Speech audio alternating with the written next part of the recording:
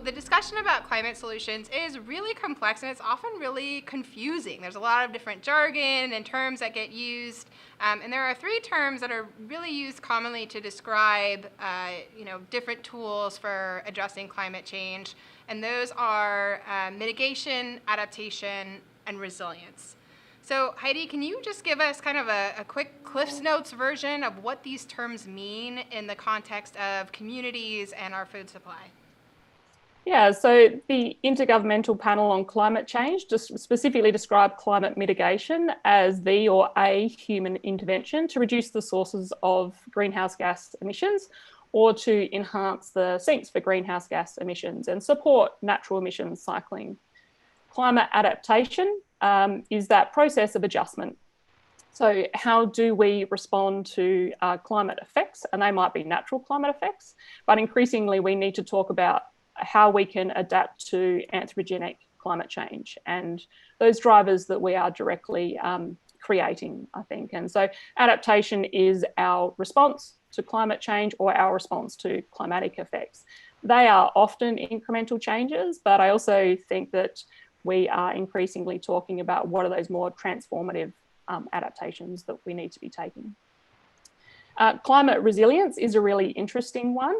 It actually has quite a lengthy and progressive conversation in the literature. It does have a physical basis to it in relation to how do materials respond? So how do they reform and reshape after a shock?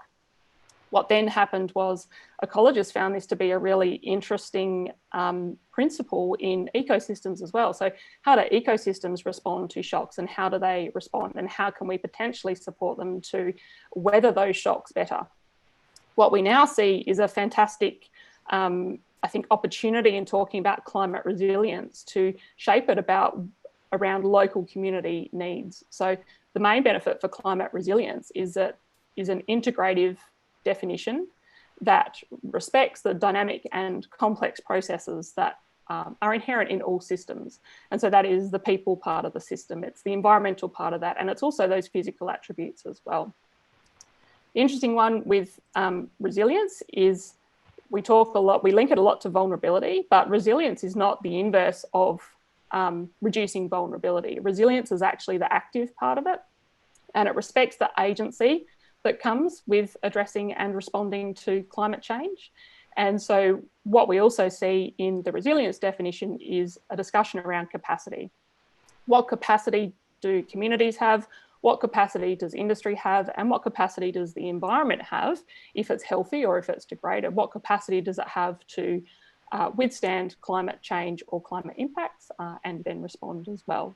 And we tease that out into coping capacity, so what might we do day to day to cope with some of these effects, adaptive capacity, which is part of that incremental transition, and then also transformative capacity, so those actions that might really leapfrog us into a new way of being and I think a new frame of sustainability.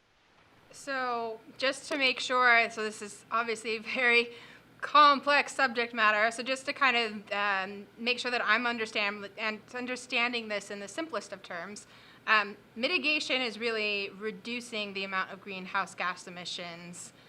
Adaptation is a response to the impacts that those excess greenhouse gas emissions are having. And then resilience is the ability to weather or withstand the shocks that are a result of some of these climate change related issues.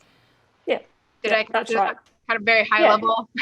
Yes, that's right. That's the high level of it. And I think adding in there that we have mitigation, which is an action, but also an outcome. And we have adaptation, which is an outcome and an action as well. But resilience is that really active part about doing. So it's the agency that we see inherent or can build up to respond to climate change.